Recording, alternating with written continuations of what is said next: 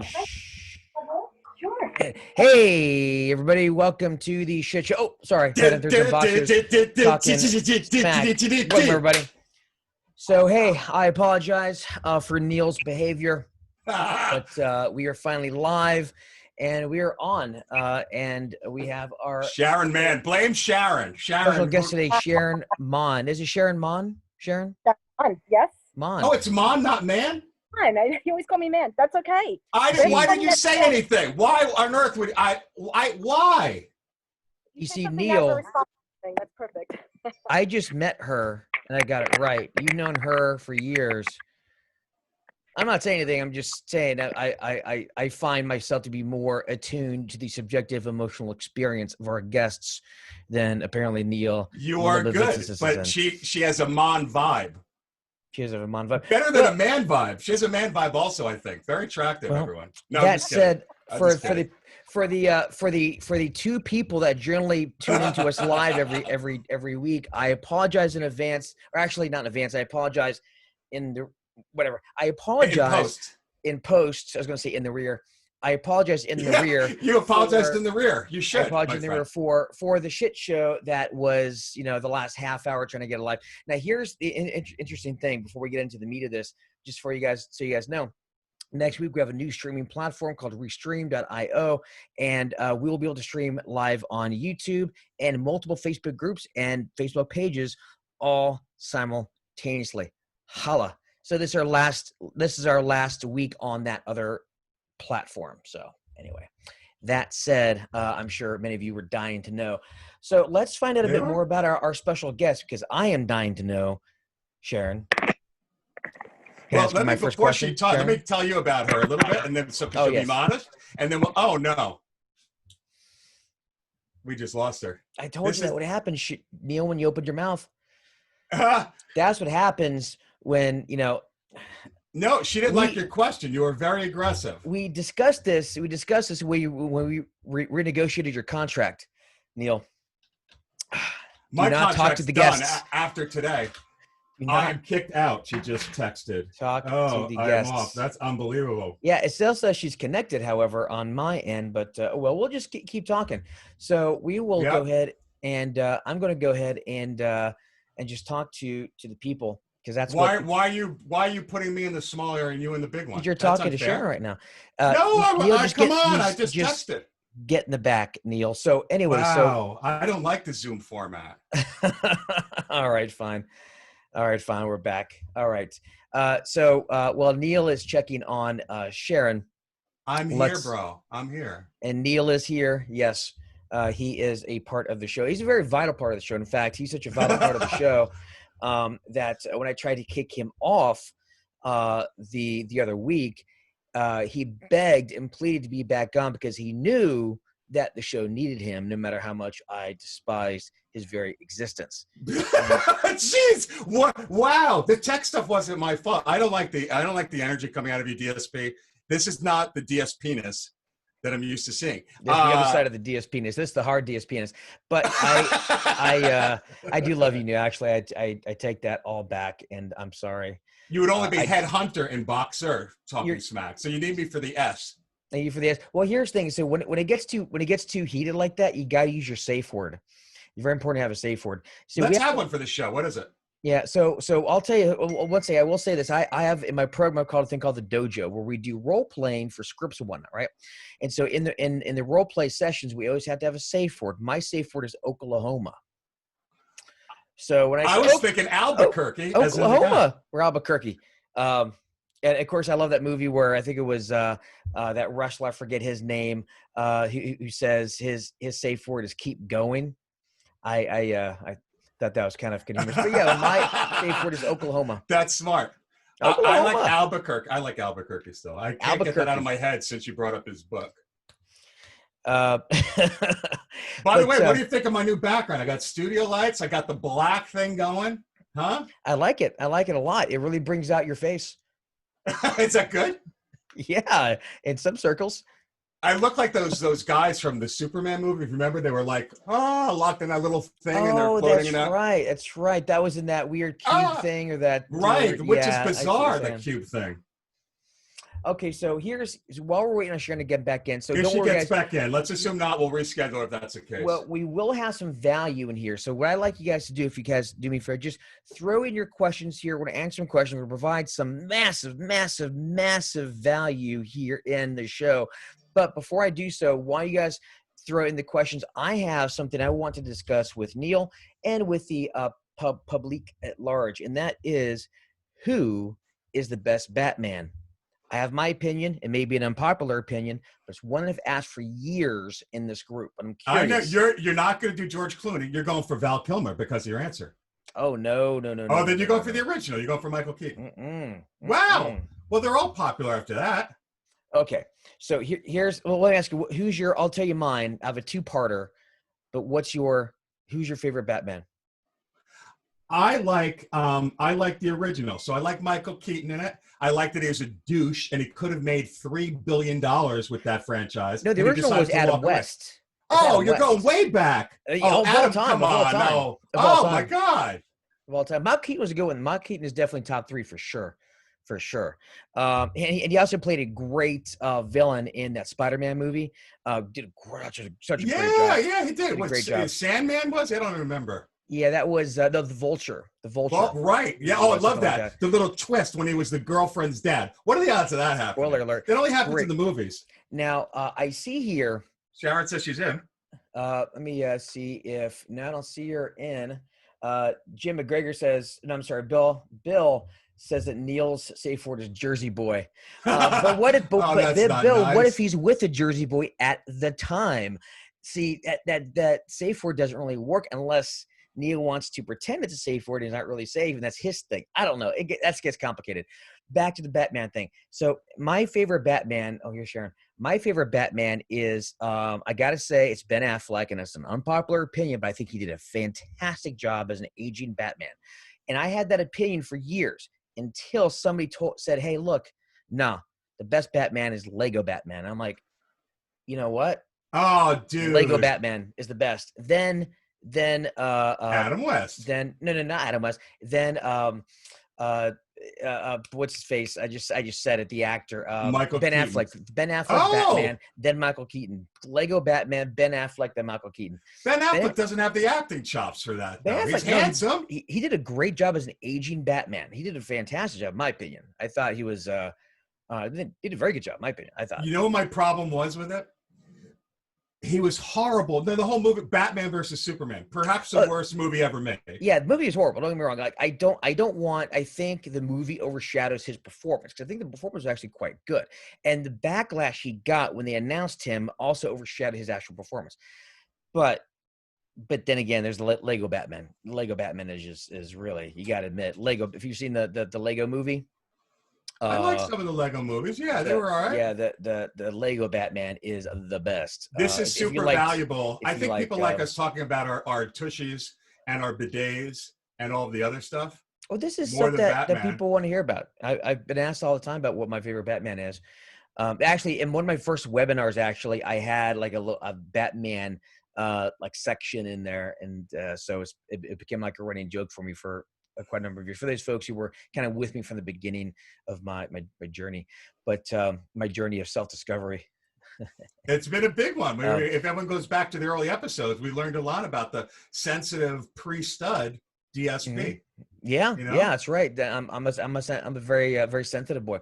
But with that said, looks like Sharon is still not able to. No. Well, we'll have to have her back, as I think, because she's a lovely guest. She's we could talk about this a bit and get our take on it. The reason we wanted her on is she's that 7-figure biller in the legal space, and she did the corporate gig, corporate Headhunter, Major Lindsay Africa on the legal side, and was one of the top global people. So that's amazing. And then to do it on your own. And she's like network. She's in business with all these famous people, football players. I'm friends with her on Facebook. She's always with, stars. She had lunch with Larry King, who, by the way, I'm like, he was hitting on her. What a shock. Guy is 700. But anyway, she's like she's all over the place. And she's got this great PR business, man. Like no one, that's how that's originally found her. She was on the show of someone that I know that runs this great woman entrepreneur show. And I'm like, oh my gosh, she's a recruiter. And then, truth be told, which I could share this when she's a guest, she showed up on my Facebook dating app, and I'm like, get the hell out of here. And we have a friend in common who happens to be the person that hosts this show on TV, name dropping. And I'm like, oh, she's cute. Let me hit her up. And then I learned all about amazing. Not just because she's hot, but she's like all over the place. So, the PR stuff, swipe left or swipe right. But definitely, she's a. Not only is she a swipe right, you want to use, if it's Bumble, you want to use the blue button at the bottom to get the super Bumble, which is stupid. I've used those. I've spent like hundreds of dollars on the super likes. They do not increase your chances, by the way. Would you? Right? Would you think anyway? If you're not attracted to someone and they super like you, I'm deleting their ass the same way. Right? Ask me one of my days, or one of these days, not now, but we'll come back to Sharon, but ask me one of these days for a future show. We'll use that as a teaser to ask me about my Tinder funnel. Your Tinder funnel? Yep. Interesting. Anyway, moving on. So let's more about, we'll use that for so let's get into PR. Show. I mean, yes, David, so Tinder funnel. So, I mean, we could talk about, you a bit there, because like you don't do the PR thing in terms of getting on the shows. Right? She's got a great niche there. How does she the go-to people for all these articles? And what's great is she uses them, of course, to be that expert. Because the key thing, right, that is amazing for everyone out there to know is one of the top tools of psychological persuasion is authority and being the expert, which is why confidence, as you always talk about, is so key, right? And to sound like that expert. And it's critical because that's what makes people buy. So she uses that as a third-party authority. People could do it on LinkedIn. I mean, what are some of the best ways that you've seen people get that? Yeah. So actually, so one thing that I've done before, I haven't done as much lately because I've been so just wrapped up in my programs, but which is why I'm bringing in the media person at some point. But before the average recruiter, go to helpareporter.com. Go register on there.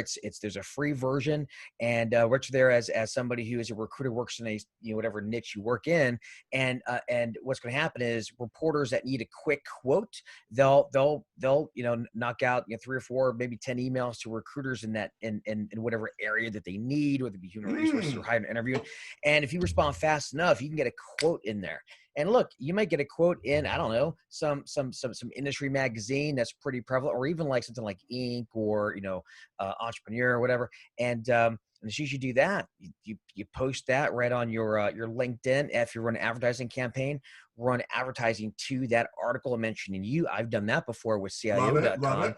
And so I got in CIO.com. I've been CIO.com. Your magazine dropping right now. You're MDing right now. I've done CIO. I've done Fast Company. I've done Inc. I've done a lot of them. Some of them are, most of them aren't, but that's how you do it for free.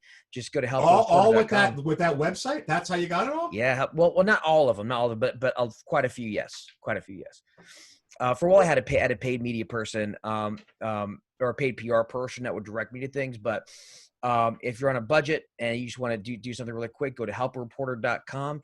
And again, you can register on there for free, and you will get if you have to respond fast enough, because oftentimes they're on deadlines, and so they'll email 10, and the first 3 that get back that are good, they'll use those, right? So I'm dying to hear how she does it, because once you get on a show, like she does Bloomberg all the time, so a bunch of news shows, you become a regular guest. They like you. Yeah. You become, anytime it's on that topic, they'll want to call you in. It makes it easier for the producers. But she's constantly on all these new ones. But so anyway, we'll talk about that when she's live with us on the show. We'll do that maybe at the end of the summer. But anybody listening to this who wants PR today, it's not that hard. Go register on helpareporter.com. It is one of the easiest things to do. Help a reporter. Oh, I've heard of that. Yeah. Yep. Right, and they love it because they're constantly looking for good sources. Exactly. And everybody listening to this show, except for Mario R, should go and register. Mario, I don't think they want the likes of you. It's some dastardly fella named Mario R who won't even release his last name. I know his last name. What are you hiding from, Mario? It's not even R. I know, but it's not R. It's K. So what is going on there? Yes, what are you running from? Don't tell me just your feelings. Running from something, Mario R. If that's your real name. A lot of pizzas and a lot of aggression. No, a lot of aggression. Never mind. Well, let's see if there's any questions here in the group. I lost a chat here a second ago, so let me go back over here.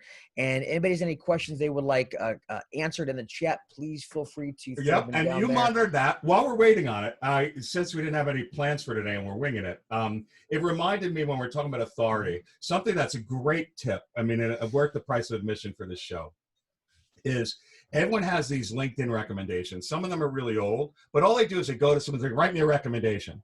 As opposed to, David, I want you to write a recommendation on my video presence.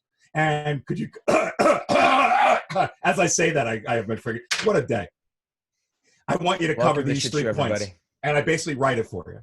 And so recruiters should have a LinkedIn recommendation for every objection that they get. Instead of coming up with these BS, scripts like we hate, and as we've talked about in other shows, as you said, start telling real life stories.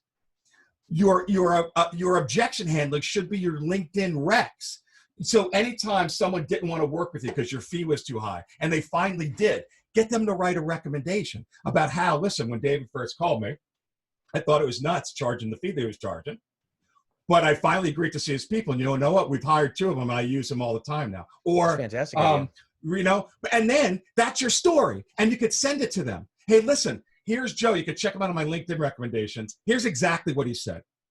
Mm-hmm. I get what you're saying, but listen to what Steve said over at Acme Corp, over at ABC Corp. And you could do that for every single objection that you get. Anyone, and actually, you should have one. Me dogpile on that one or add on to it. Yeah. So in addition, and a great way to do this as well, or a great question to ask, because for a lot of folks, they don't know what to say in a recommendation or testimony or what have you, or you don't know, like, could you tell them about how good I am with the service, and it's very generic. So you ask specific questions. So I'm curious, what was the problem that led you to searching me out? What about this, or what? Tell me, what would you say, whether you did this in a video or you did this just in writing, what would you say to somebody that was on the fence to get them off the fence? It's a great question to ask when you're looking for a testimony recommendation, because then it directs them towards really what you were saying. Testimonials or objection handling. But I'll tell you, speaking of objection handling and testimonials, I'll throw in a couple more goodies for you guys. When it comes to your testimonials, if any of you folks have I'm not a huge fan of lead magnets in our space necessarily, because they don't really work the way that most marketers kind of will tell you that they work. But when you have a brochure, offer sheet, or lead magnet to a certain degree, or some sort of guide or whatever, instead of just having the guide, why don't you interject your testimonials and little sidebars as they read the thing? Another way, right? And then another way to also handle objections in that kind of stuff. One of the things I started doing was when I would get an appointment, right, for either the accelerator, which is my flagship program, or on the other I love that. Every time you plug, you do the under the breath thing. I love that. My flagship program, my amazing. Well, no, they'll be learning more about it at the end because we're about to launch, baby. But or for the SAP recruiter, when they would book an appointment, this is what I teach people in the accelerator: is you could send in basically I call it an offer sheet, because you can call it a brochure, whatever. But it's something that instead of just going over how great you are, it actually talks about the problem, talks about some of the pain, lays out your unique methodology as it relates to the pain. But here's the key. Within there, you have a frequently asked questions section. And a frequently asked questions section is nothing more than objection handling. Why would this work for me? Or, why can't I just try to find people myself? Or what about, so you think of the objections, not the normal ones like we don't have any openings, but the ones that keep them from using your service, whatever your high level service is. For example, why can't I just give this out to 5 recruiters? Would they have 5 times the coverage? Whatever, right? You can answer that in a frequently asked questions, and in fact, as a form of objection handling before you even get on the call. Super smart, but do you think people are going to the website to read it? That's my concern, as opposed to having them handy and like the story, like a link there. But well, not on the website. Like, the testimonial I'm talking about. No, the FAQ thing that you're saying. Oh no, so that's what I would say. And like say, well, now I do an online version when I do birderproposals.io, and I use that for like for that style. But what I was doing before was PDF. So I was sending a PDF with my methodology and how it kind of relates to some of their pains, and then in the end, I'd have a frequently asked questions. Now they may or may not read it. Oftentimes they do, sometimes they do, but it's still there. A lot of this is setting the table, because for so many recruiters, you just set the appointment, you don't send anything. Maybe you send an email confirmation. That's it. And when they get on the phone with me, I want them to have seen just stuff I've sent them, seeing the level of professionalism they haven't seen before, and even better if they could be kind of imbued in just my methodology. There's a reason why if I get if somebody has a referral for me to join one of my programs, I say, hey, are they a member of my group, or have they seen my stuff? No. Could you have them go in the group for a bit and just kind of hang out and then book a call with me? Because I don't want to have to explain this whole omnipresence and relevancy and lighthouse stuff. I'd rather just, you know what I mean? So I think anything you could do that included, and again, there's tons of things you could do to do this, but the more you can do to set the table before you get on a phone call, the better. The easier your job is, and the less selling you have to do, the more you can just see if it's a right fit. And that's a big reason why I do that.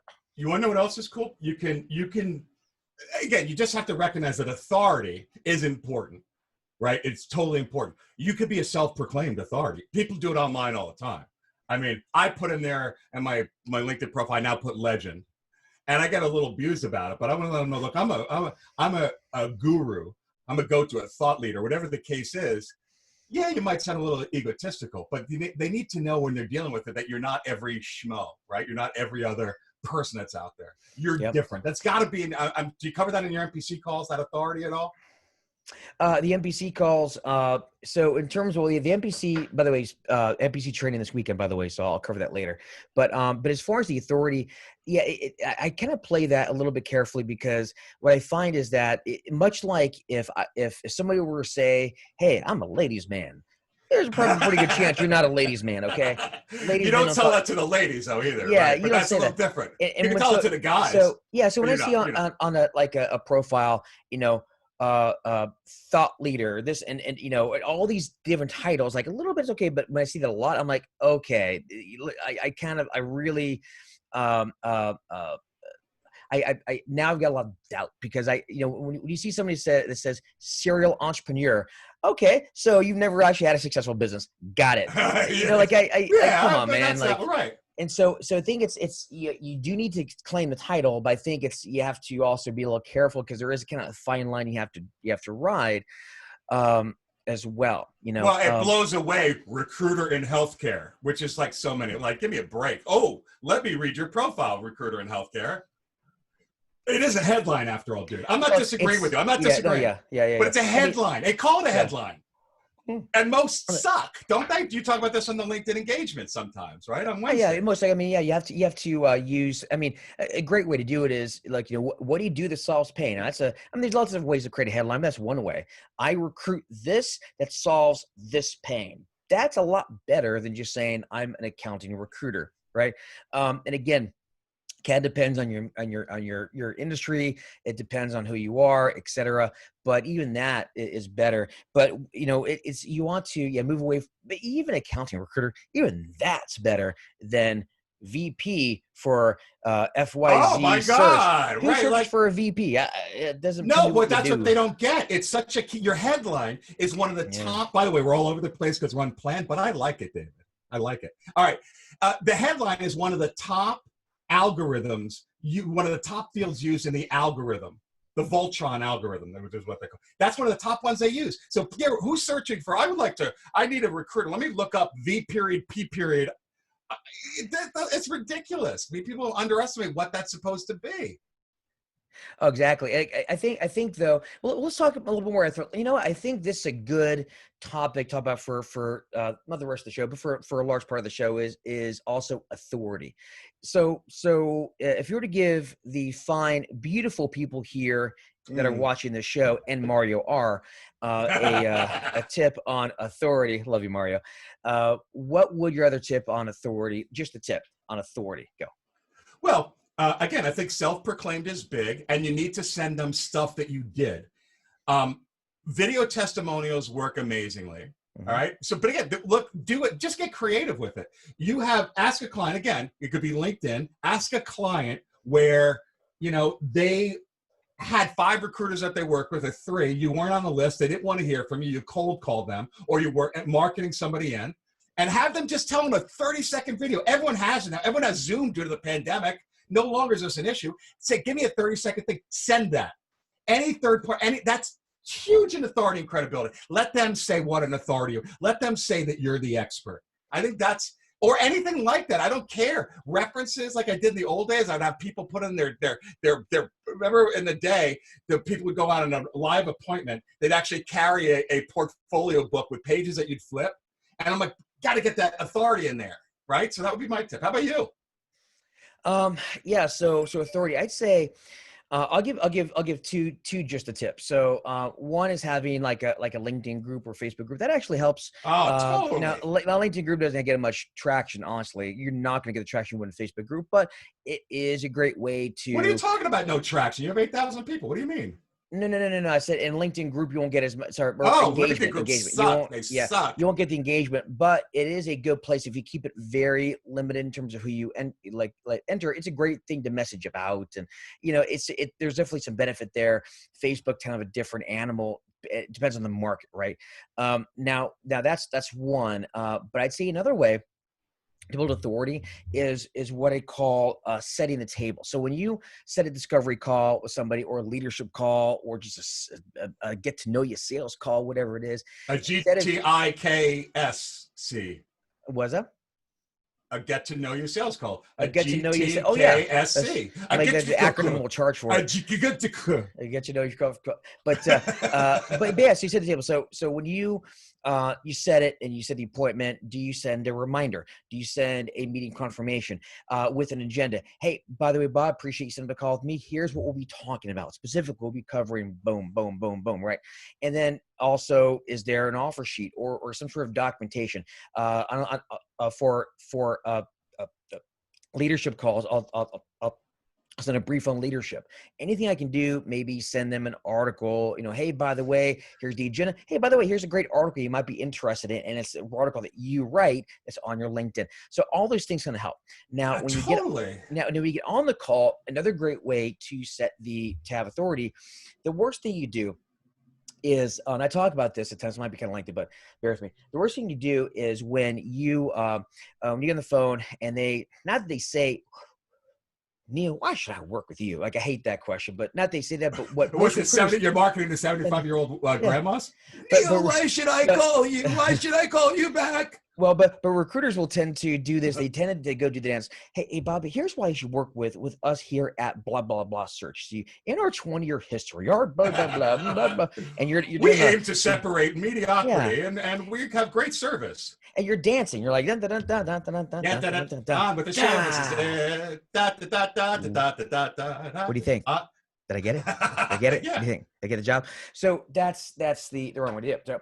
So imagine if a CEO said, Ashley, why should they work with you? Take this premise, right? And instead of saying, well, Bob, here's why you should work with me, because we have 20 years in the business. We're specialists in blah, blah, blah, blah, blah, whatever everybody else says. Instead you say, so think this is a premise and we'll use this as a way to build authority on a call. So if you said, well, Bob, candidly, I don't know if you should. Here's what we do. We work with executive, fill in the blank, whatever niche you are, executives who have a great track record in building blank teams, but where they really get frustrated is they have pain 1, pain 2, maybe a couple pains in there, and it impacts their ability to da-da-da-da-da. Now, I don't know if that's you or not, but that's what we do. We do it very, very well, but we're not right in every situation. How about we dig in a bit and find out a bit more about you And look, if there's something I can help you with, I'll let you know how I can. And if I can't, I'll point you in the right direction. Now, who has more authority in that scenario? Dancing Bob here or the guy who says that, right? And so when you look at that from the context of a discovery call or a get to know you call, whatever it is, right? And you set the agenda and you say, hey, Bob, thanks for taking the time to call. And hey, I want to make sure that we're both on the same page. So we're going to make sure we cover after your rapport building, obviously, boom, boom, boom, what you're doing right now, what's working, what's not working, et cetera. And look, if I can help solve this, I'll show you exactly how I can do that. But look, we're not right in every situation. So if I can't, I'm going to make sure we're going to get you pointed in the right direction, right? As a premise. Now that is a great way to set authority and take the pressure off. Because then now they know you're not going to get to pitch. Yeah, well, you sound different. That's the whole thing. And then you say at the end of and then you say, look, at the end of the call for a contract, you say, look, and at the end of the call, I just want to make sure that you're in a position where you both can decide if it makes sense to move forward to the next step. And if they do ask you, well, tell me a bit about you. What do you do? You say, well, I'll tell you exactly what we do. See, we work with blank executives who have you say something positive about them, but they're frustrated because of pain, and it impacts their ability to boom. That's a better statement of what you do than it is, we have 20 years finance search experience, because they know what that is. And then I think when you look at it at a call just like that, that builds a massive amount of authority, and you are at a peer level because it's more discovery as opposed to you're doing that. Totally agree. I want to piggyback on your first point that you brought up too. Which is all these articles and stuff. Everyone should have these in their templates. They got to get them in there. That should be a regular before call or after call, or combination of both, of here's the stuff. I'm going to give you a real example that happened at 3 a.m. I happen to be up. And one of these prospects I was talking to uses a competitor. She had no interest in using me. She would only email. I told her the rates. She didn't understand them, scared her, which I hate doing rates via email, whatever it is. But I sent her a link. And what was the link? It's a super smart one. It's great content. It's an audio of me as an expert coaching somebody about, in my case, not to plug the business, but about how you should put temps into companies and how you sell it. And it's in this group also. It's great stuff. But she listened to it. And she responded back to me at 3 a.m, gives me little chills in this. And she's like, Neil, I listened to your audio. And even though you're way more expensive, which I'm not, she misunderstood it. You're worthy. I decided it's totally worthy of to have a call with you. When can we set up a call? And I'm going to land her, as I should. But that all happened because I gave her the way to find out that I'm not your average salesperson that you're talking to the other companies. I'm an authority on this. And so anything like that, it's not hard. I literally recorded a thing. I asked if I could do it. I uploaded it to my website. I put a little graphic on it. That's it.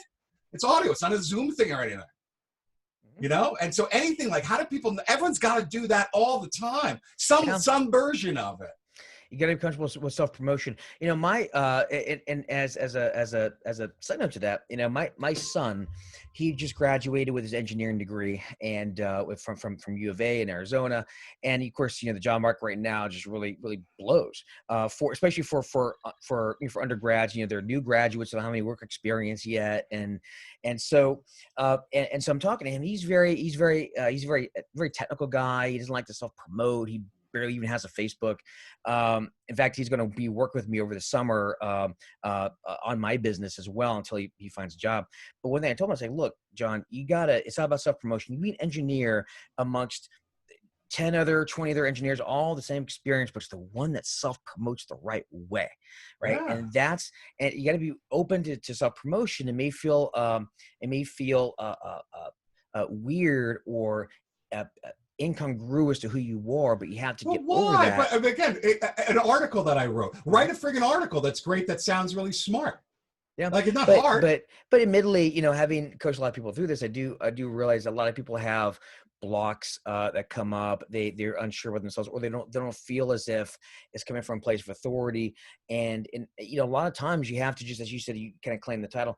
You have to kind of just go out there and do it, and be okay with getting some criticism, be okay with maybe being wrong. But it's the folks that never get into the arena, well, that they never get the opportunity to win the game. And so you have to get in there, take some bruises, and a great way. And I will say this as well, a great way to start getting out there is do it when no one's listening. Best time to start a podcast when you have 0 people looking at you as authority. Like today. There's no pressure on this call because it's just you and I talking. Mm-hmm. Yeah, no pressure. Yeah. And it allows you to build your voice. And by the time you get people that listen to you, develop your voice, the worst thing you can do is wait until you've got all these people kind of waiting for you to come out, and then come out and you're not good at it. You got to get good. You have to get good at whether it be video, audio, the written word. I was, look, I'm pretty good at all that. And I developed just by getting out there and doing it. And then eventually I got better at it. I didn't come out of the box, ready to roll. I had to work on this, baby. Good stuff. And we could talk about all the promotion you do, which isn't I'm an expert. You just actions speak louder than words. You do your live stuff. You don't have to say, I'm an expert, buy my stuff. Like, you're the expert. You're just doing video, whatever makes you the expert. All right, David, you got a hard stop in about a minute and a half. So I don't want you to miss that because we talked about that before the call. Yes. Next week, we're going live next week, even though it's pre-holiday. So we're going to go live on Friday. We've got the Edwards boys, Terry and Drew. Amazing. Terry and Drew are great. Of all the other trainers in the industry, they were the nicest and the most welcoming. Oh my God. They are the best. I love those guys. And they got those accents too. They're so sweet and that perfect British accent, right? Perfectly. Yeah. It makes, you could be a complete, now they're smart, but you could be a complete dumbass and sound British and sound smart. People believe what you say. And that's why when we would hire people that came from the UK to be recruiters, we'd hire them if they sucked. Because, the women, hello, doll. Hello, ducky. I've got a candidate that's really brilliant. And they're like, yeah, tell me more. Like, and then you do a slight tweak and you sound Australian, then you sound like you want to be a I can't make that twist. I can't do the Australian accent. And it is just a slight twist. Terry and Drew, and we will be on a new streaming platform, by the way, so we'll be able to stream live to YouTube as well as other platforms. So we're going to try it out, but hopefully it'll kind of increase the reach and also increase the professionalism of the show. I think, as you guys know, every show is getting a little better and better and better. Obviously, this one is a bit of a shit show, but I think the quality is some good content, I think we went great content with no plan. Yeah. Great content. Well, it helps when, I've seen trainers out there that will speak about a topic and they prepared all week on it because they don't have an extra expertise on it, as opposed to speaking off the cuff. When you speak off the cuff about it. Speaking of training, by the way, I want to tell you guys, NPC training, NPC for a new economy. So the official training, I'm about to drop the registration page down there somewhere, wherever, is going to be Sunday, 1 p.m. Eastern time. And here's the thing. It's going to be a part of our Thrive Daily. I don't go there yet. The page isn't ready yet, but it's going to be a part of our, I'm going to do daily kind of mindset lessons, probably starting next week. There's a podcast coming out. We got this show. We've got a website coming out for this show, the Digital Headhunter. That website's going live in a couple of days. But this training, NPC training, we're going to run it every week on different topics, most likely on Thursdays, but maybe weekends.